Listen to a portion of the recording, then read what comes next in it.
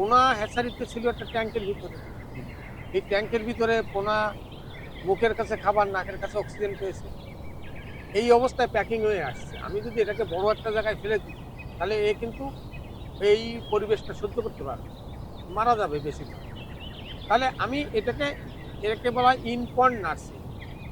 ইনপন্ড nursing ছোট্ট একটা জায়গা নেট দিয়ে ঘিরে আমি এর ভিতরে বাচ্চাটা রাখবো। নেটটা হতে হবে 80 বাই 80 ম্যাচ।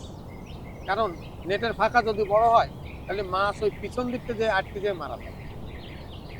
তাহলে 80 80 নেট দিয়ে আমি এই নার্সিংটা রেডি করেছি। করে এর ভিতরে আমি বিভিন্ন ধরনের প্রোবায়োটিক, মিনারেল, জুস এগুলো দিয়ে এর ভিতরে এক ধরনের পোকা তৈরি করেছি, যেটা হ্যাচারিতে ছিল। ওই ধরনের পোকা এখানে তৈরি করা হয়েছে।